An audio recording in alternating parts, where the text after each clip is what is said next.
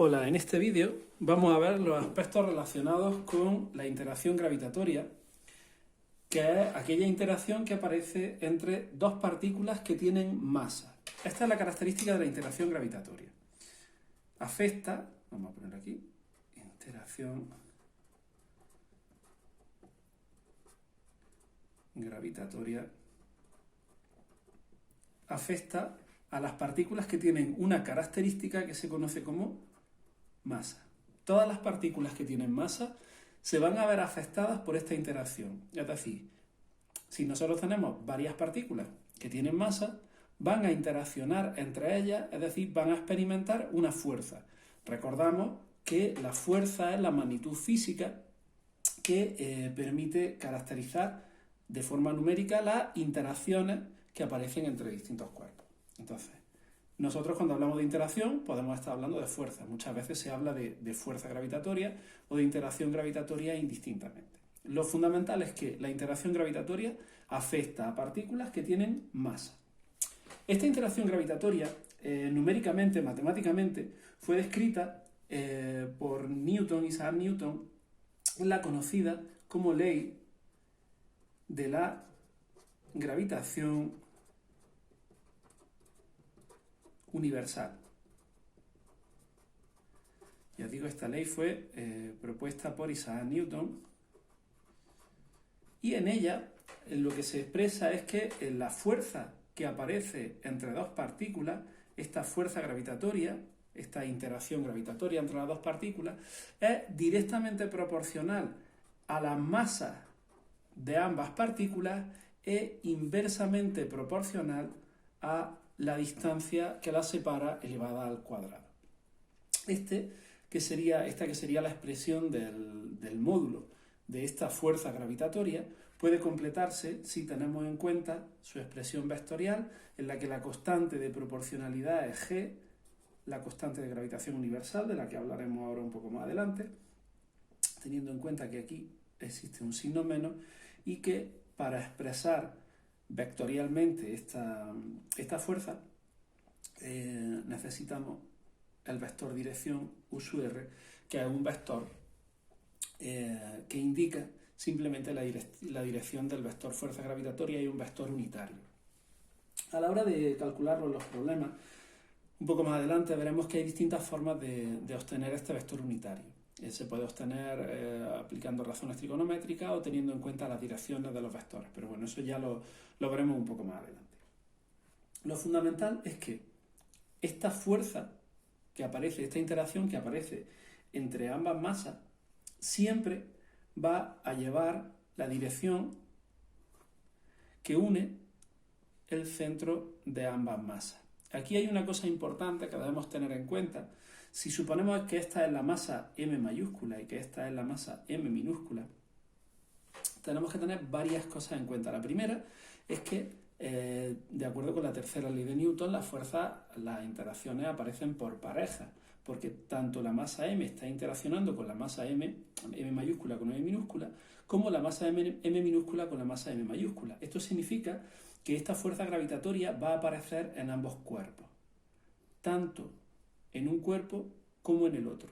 Por tanto, nosotros tendremos una fuerza gravitatoria que actúa sobre este cuerpo y tendremos una fuerza gravitatoria que está actuando sobre este cuerpo. Y ambas fuerzas son exactamente iguales, pero con la misma dirección, pero con sentidos contrarios. Esa es la primera característica, que la fuerza aparece en todos los cuerpos. La segunda característica es que esta fuerza lleva la dirección de la línea que une los centros de ambos cuerpos. Y aquí no vamos a entrar en detalle, pero vamos a especificarlo un poco por encima. Nosotros estamos describiendo en estos temas, en este temario de segundo de bachillerato, estamos describiendo la dinámica de las partículas, no estamos hablando de la dinámica del sólido rígido. ¿Esto qué significa? Que estamos tratando a cualquier cuerpo con el que estamos estudiando como si fuera un punto, como si tuviera toda su masa, en este caso que estamos hablando de partículas que tienen masa, estamos teniendo en cuenta que toda la masa de la partícula se concentra en un único punto que está situado en el centro de masa de esa partícula. no estamos teniendo en cuenta las dimensiones de las partículas ni las diferencias que se podrían encontrar entre las distintas partes de ese cuerpo. No estamos teniendo en cuenta las dimensiones de los cuerpos, quería decir.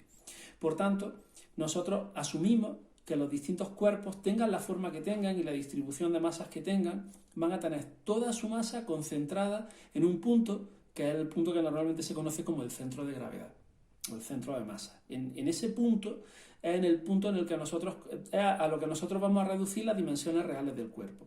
Y ya os digo que esto es porque estamos analizando la dinámica de la partícula, no estamos analizando dinámica del sólido rígido con las distintas formas y estructuras que pueden tener. Este estudio en general nos limita a traslaciones, no vamos a hablar en ningún caso de rotaciones, simplemente vamos a estudiar cómo el cuerpo se traslada. Esto es lo que llevamos estudiando desde primero de bachillerato y ahora con el temario de segundo de bachillerato. Siempre dinámica de la partícula. Bien, pues una vez dicho esto, la dirección de ambas fuerzas será aquella que une el centro de ambos cuerpos, es decir, aquella que une el centro de ambas partículas.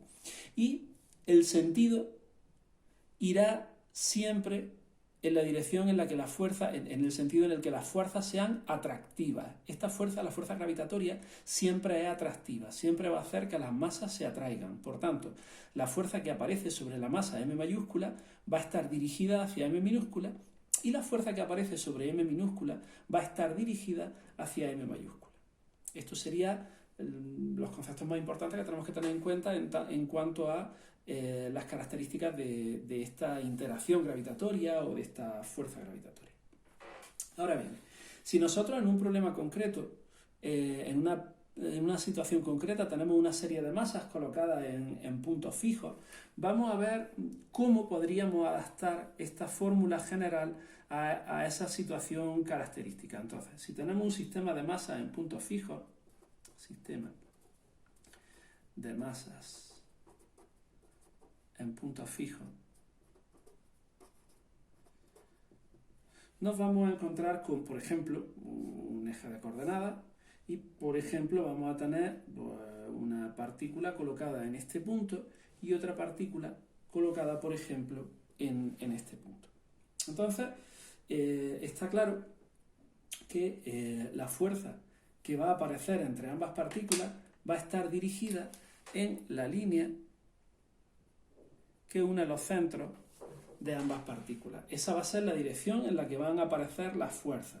Nosotros tendremos que, si esta es, por llamarlo de alguna forma, por diferenciarla, esta es la masa M1 y esta, en este caso, es la masa M2, nosotros encontraremos que sobre la masa M1 va a aparecer una fuerza y sobre la masa M2 va a aparecer otra fuerza que es exactamente igual, pero de sentido contrario. Entonces, ¿cómo diferenciamos ambas fuerzas? Pues yo en este caso utilizo siempre la misma notación, creo que es lo más sencillo, y voy a nombrar siempre la magnitud correspondiente de la que estamos hablando, en este caso la fuerza, y ahora voy a utilizar la siguiente notación. Yo indico quién crea esta magnitud y después quién la experimenta, quién la siente. Por tanto, esta sería la fuerza que crea o que origina la masa 2 sobre la masa 1. Por tanto, esta será la fuerza F2,1. Sin embargo, esta es la fuerza que origina la masa 1, por tanto sería F1, y que siente, que experimenta la masa 2. Por tanto, este será F1,2. En general, F1,2 será la fuerza que crea M1 y que siente o experimenta sobre M2. Esa va a ser la notación general que vamos a utilizar, o que al menos yo voy a utilizar en todas mis explicaciones. Por tanto, esta sería la fuerza que experimenta la masa 1 por culpa de la masa 2, o a consecuencia de estar dentro del campo gravitatorio, dentro de la acción de la masa 2, y esta va a ser la fuerza que va a experimentar la masa 2 por estar cerca por culpa de la masa 1. Esa va a ser la forma en la que yo voy a denotar los distintos parámetros. Teniendo en cuenta esto, Por ejemplo, vamos a estudiar, pues, por ejemplo, la fuerza que crea la masa 1 sobre la masa 2. F1,2 vendría determinada aplicando la ley de la gravitación universal por la siguiente expresión. Sería igual a menos G por la masa que origina la fuerza, en este caso la masa M1, por la masa que siente o que experimenta la fuerza, que en este caso sería M sub 2, partido por la distancia que las separa. En principio la distancia sería esta distancia de aquí, podríamos poner cualquier cosa, pero para que todo sea más fácil y tengamos una forma sistemática de hacer siempre los problemas, vamos a considerar la siguiente notación. Nosotros vamos a utilizar aquí que esta es la distancia desde 1 hasta 2, fijaos que es la misma notación en la fuerza, R12 al cuadrado, y ahora el vector unitario U sub R lo vamos a escribir como el vector R, el vector dirección partido por el módulo de dicho vector. Es decir, nosotros U sub R lo vamos a convertir en, estoy pensando dónde lo pongo para que se vea más claro, U sub R es el vector R partido por R, ¿vale? ¿Y quién es R y quién es R? Pues R, sin la raíz del vector, es el módulo de este vector R, ¿vale? ¿Y quién es este vector R? Bueno, pues eso es lo que voy a pasar a escribir ahora mismo. Este vector sería el vector R1, 2, dividido entre el módulo del vector R1, 2, que es lo que estoy escribiendo aquí. ¿Y quién es el vector R1, 2? Pues, siguiendo esta notación, la fuerza que origina la masa 1 sobre la masa 2 va a venir dada por menos G M1 M2 partido por el vector que va, partido por la distancia entre 1 y 2 y ahora multiplicado por el vector que va desde 1 hasta 2. Esa es la clave de esta notación. Si yo estudio la fuerza que origina la masa 1 sobre la masa 2, tengo que poner el vector que va desde 1 hasta 2. Es decir, el vector que va desde la masa 1 hasta la masa 2 sería este vector de aquí. El vector que va, empieza en 1 y está dirigido hacia 2. No sé si se va a ver porque el color, no sé si se ve mucho. Pero este de aquí sería el vector R1, 2. El vector que va desde la masa 1 hasta la masa 2. En función de los puntos, de las distancias a las que se encuentren estas masas, pues nosotros tendremos que el vector, pues en este caso podría ser, por ejemplo, si imaginas que esto fuera este estuviera en el punto 3, 0 y que este estuviera en el 0, 2, pues este sería un vector que se mueve 3 unidades en el eje de la X, sería el vector 3, y 2 unidades en el eje de la Y hacia abajo sería el vector 3 menos 2, por ejemplo. Pero bueno, eso lo vamos a ver luego en más detalle cuando desarrollemos el vídeo sobre este ejemplo. Pero lo que tenemos que tener en cuenta ahora es que es el vector que va desde la masa 1 hasta la masa 2, desde 1 hasta 2. Y que este vector U sub R es, como os digo, un vector que está caracterizado por sea un vector de módulo 1, es un vector que solo indica la dirección y lleva la dirección desde 1 hasta 2 dividido entre el módulo de ese mismo vector, es decir, esta distancia, ¿de acuerdo? Por tanto, nosotros tendríamos que la ley de gravitación universal general tiene esta expresión y sin embargo cuando nosotros la vamos a aplicar a puntos fijos en el espacio vamos a utilizar esta notación en la que ya diferenciamos entre la masa 1 y la masa 2 y las direcciones, o la fuerza 1 y la fuerza 2. ¿Qué es cada uno de estos parámetros que aparecen en esta expresión? Bueno, vamos a describirlos en detalle porque creo que es necesario hacer una descripción más precisa. Bien, lo primero, F1,2, sería la fuerza o la interacción, vamos a decir la fuerza, que ejerce la masa 1 sobre la masa 2. Y es una magnitud que viene expresada en Newton, porque es una fuerza. G no es un 6, es una G mayúscula, ¿vale? Aquí, tal y como lo he escrito, parece un 6, pero es una G, la letra G mayúscula. Esta letra G mayúscula se conoce como constante de gravitación universal. Y se conoce como constante de gravitación universal porque en principio es universal, o se dice que es universal, igual que la ley de la gravitación universal, porque afecta a todos los cuerpos que tienen masa, sea cual sea el tipo de cuerpo, sea cual sea su estructura, sea cual sea su composición. En principio no se ha descubierto un cuerpo que tenga masa, que tenga una fuerza descrita por otra ecuación que no sea, por otra expresión que no sea esta, la ley de la gravitación universal. Por eso se dice que es universal.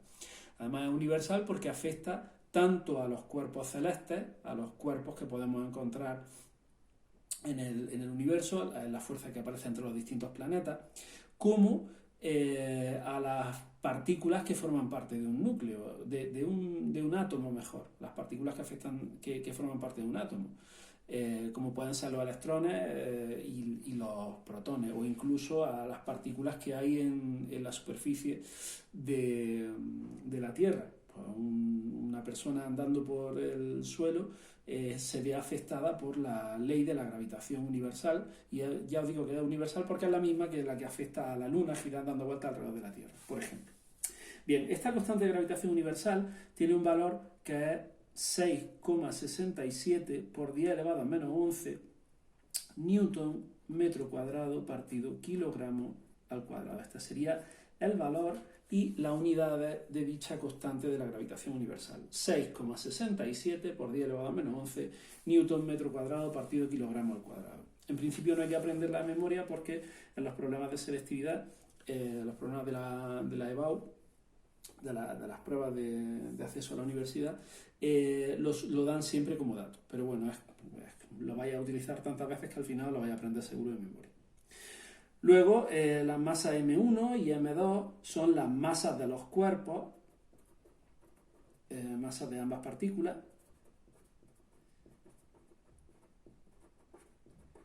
Uno y 2. Y están expresadas en kilogramos, por ser masa. R12, es lo que intentaba explicaros antes, no sé si ha quedado muy claro, es el vector dirigido desde M1 hacia M2, y como es un vector dirección, se mide en metros, está expresando la dirección, ya digo, desde M1 hasta M2, y R12 es el módulo del vector R12, que en realidad es la distancia que separa M1 de M2, es la distancia que hay entre ambas masas, y por supuesto como una distancia, el módulo de un vector que expresa una dirección, se expresa en metros, sus unidades serían metros. Entonces estas son las distintas magnitudes, los distintos parámetros que aparecen en esta expresión. De esta forma nosotros podemos calcular la fuerza que ejerce una partícula sobre otra, o la fuerza que siente una partícula sobre otra. ¿Y si hay varias partículas? ¿Y si nosotros tenemos un sistema formado por varias partículas? ¿Qué es lo que ocurriría en estas circunstancias? Bueno, pues cuando yo tengo un sistema de partículas,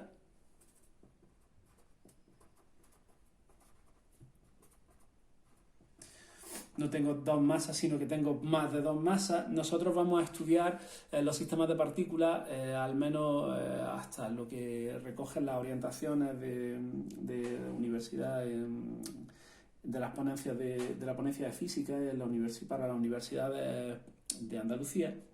Vamos a estudiar sistemas de partículas limitadas hasta 3 partículas, pero se podría hacer con cualquier número de partículas indefinido.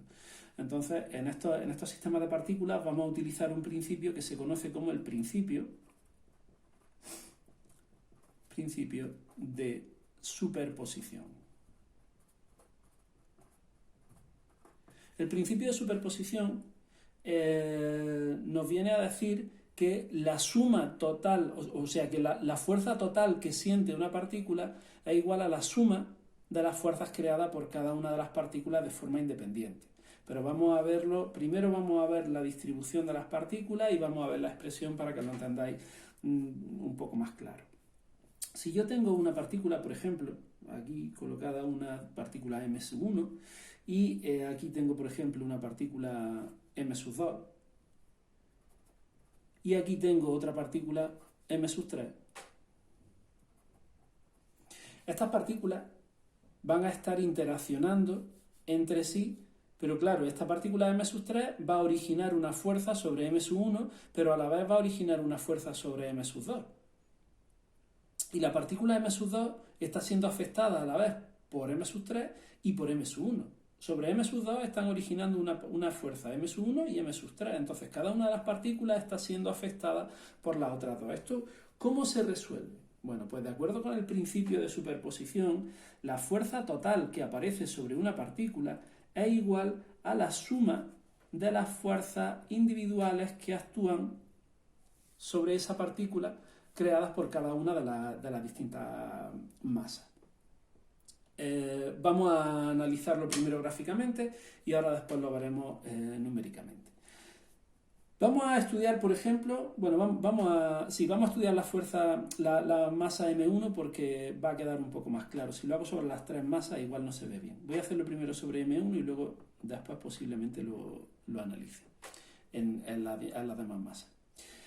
La partícula M1 va a estar sometida a una fuerza gravitatoria creada por M2. Es decir, la partícula M1 va a sentir una fuerza por culpa de M2. Es decir, aquí tendremos la fuerza que crea la masa 2 sobre la masa 1. Esta será la fuerza que siente la masa 1 al estar sometida a la interacción con la masa 2.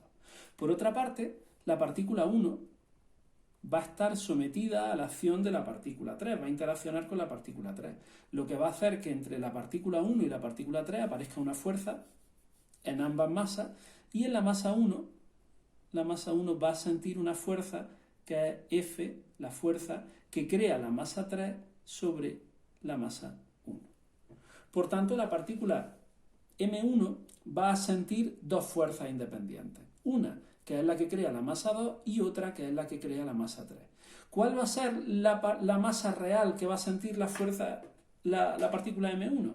Pues la fuerza total que va a experimentar la partícula 1 va a ser igual a la fuerza que crea la partícula 2, la fuerza que crea la partícula 2 sobre la partícula 1 más la fuerza que crea la partícula 3 sobre la partícula 1. Es decir, la fuerza que siente la partícula 1 va a ser la que crea la partícula 2 más la que crea la partícula 3. Si hubiera más partículas, pues seguiríamos sumando las distintas fuerzas que originen sobre ella las distintas partículas. De este modo, esta es la expresión del principio de superposición. General, la fuerza que actúa sobre una partícula es la suma de todas las fuerzas que crean las distintas partículas del medio, y aquí la tendríamos aplicada a una situación concreta característica. En este caso, ¿cuál sería esta fuerza? La suma vectorial de estas dos expresiones. Y gráficamente, pues gráficamente tendríamos que hacer la suma gráfica de estos dos vectores. Para hacer la suma gráfica de estos dos vectores, trazamos una paralela a este vector por el extremo de este vector, sería por aquí, y trazamos una paralela a este vector por el extremo de este vector. Entonces trazaríamos una paralela por aquí, aproximadamente, y el punto donde se cortan ambas paralelas es el punto final del vector F1. Esta sería la fuerza que siente la partícula M1, que sería la suma de la fuerza que origina la partícula 2 más la fuerza que origina la partícula 3. De este mismo modo, nosotros vamos a tener que la partícula 2 va a sentir una fuerza F1, 2, la fuerza que crea la partícula 1 sobre la partícula 2, y además está interaccionando con la partícula 3. Va a sentir una fuerza F3, 2, que es la que crea la masa 3 sobre la partícula 2. Y si yo sumo vectorialmente estas dos expresiones, pues tendríamos una fuerza que es la fuerza sub 3. Si en este caso voy a hacer la flecha un poquito más pequeña, a ver si me cabe, la fuerza que experimenta la partícula 3 por culpa de la masa 2 sería esta fuerza de aquí, F2, 3, recordad, primero, quién la crea y segundo, quién la siente, el cuerpo que la está experimentando. Esta sería F2,3, le ponemos un gorrico, una flechita en la cabeza. Y esta sería la fuerza que siente la partícula 3 por culpa de la partícula 1, es decir, estaríamos hablando de la fuerza 1, 3. Por tanto, la fuerza total que originan estas dos fuerzas sobre la partícula 3 sería esta. Esta sería la fuerza 3.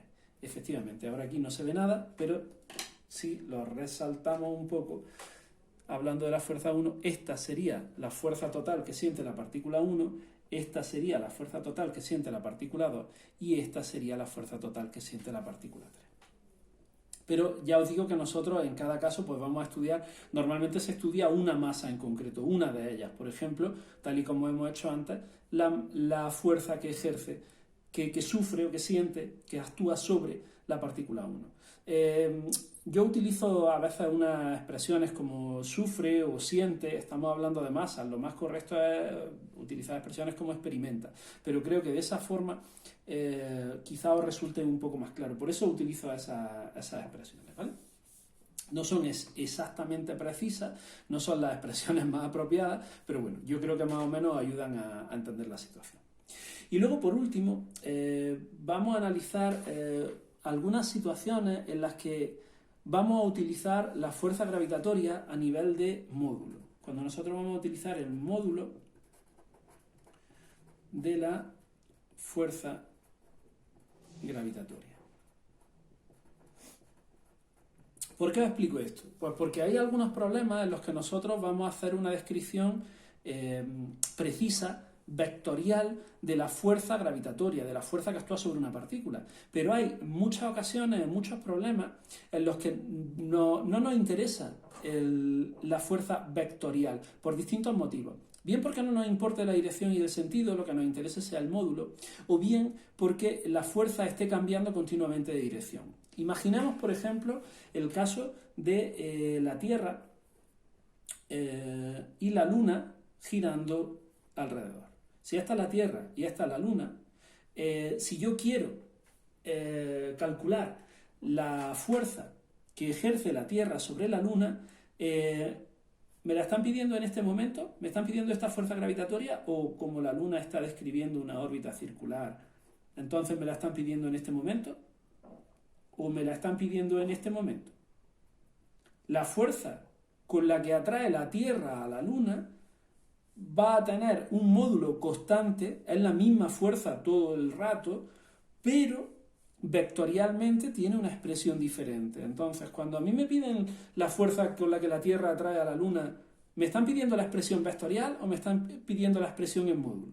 Pues en realidad lo que nos están pidiendo es el módulo de la fuerza gravitatoria, y cuando a mí me piden el módulo de la fuerza gravitatoria, yo voy a expresar simplemente el módulo, fijaos que no escribo la flecha, y será igual a GMM partido por R al cuadrado. Pero ya os digo que esto es la expresión en módulo, ¿de acuerdo? Esto es cuando no nos interesa el valor del vector, bien sea porque, como en este caso, la masa está cambiando de posición continuamente y entonces tendríamos que dar el vector en un instante determinado. Si lo queremos dar en general, como la fuerza es constante, no es necesario dar la notación vectorial, o bien porque nos están pidiendo el módulo por cualquier otro motivo. ¿Cuándo se utiliza esto? En esas circunstancias. ¿Cuándo tengo que utilizar esto? Esta expresión. Cuando yo tengo un sistema de masa fija en el espacio, en puntos concretos, en los que yo puedo calcular estos vectores. Si yo puedo calcular estos vectores, entonces tengo que utilizar esta notación. Y muy importante, cuando hay varias masas y yo tengo que sumar la fuerza que ejercen esas masas, la suma de las masas siempre tiene que ser vectorial. Yo no puedo sumar los módulos de las masas, yo tengo que calcular los módulos de las fuerzas, perdón. Yo no puedo calcular la fuerza como módulo y sumar directamente a los módulos, porque la expresión sería incorrecta. La suma de F21 y F31 no es la suma del módulo de F21 y el módulo de F31. Esto es una suma de vectores. El módulo de F1 no es el módulo de F21 más el módulo de F31. Yo tengo que hacer la suma vectorial, sumar componente a componente, la componente X con la componente X, la componente Y con la componente Y. No puedo calcular los módulos y sumarlos porque entonces el valor no es correcto. No da lo mismo sumar los módulos que sumar los vectores, ¿de acuerdo? Esto es muy importante porque es un error que se suele cometer muy frecuente. Cuando yo tenga que sumar magnitudes vectoriales, tengo que sumar los vectores, no puedo sumar los módulos. Entonces tengo que calcular los vectores, ¿de acuerdo? Bueno, pues con esto hemos visto una visión global, muy general de la interacción gravitatoria, que para repasar en un segundo, es aquella interacción que aparece entre partículas que tienen masa, siempre es atractiva, está dirigida hacia los centros de los cuerpos en la dirección de la línea que une los centros de los cuerpos y siempre es atractiva, siempre hace que las masas se acerquen, se atraigan. Tiene esta notación vectorial general que para un caso concreto, una situación concreta, podríamos aplicarla de esta forma. No lo he desarrollado en detalle. Hay gente que lo que hace es calcular el módulo por un lado y luego después calcula las direcciones del vector unitario utilizando los parámetros característicos de la trigonometría, teniendo en cuenta es que esto es un triángulo rectángulo, y aplicando el teorema de Pitágoras o las relaciones entre los senos, cosenos y tangentes para determinar la componente X y la componente Y de este vector. Descomponiendo esto como un rectángulo, nosotros podríamos determinar la componente X de F21 y la componente Y de F21. Pero yo creo que esta forma de hacerlo se puede hacer más sistemática y permite hacerlo de forma más sencilla, con menos riesgos de equivocarse, ¿de acuerdo? Yo creo que esta es quizá la mejor forma de hacerlo.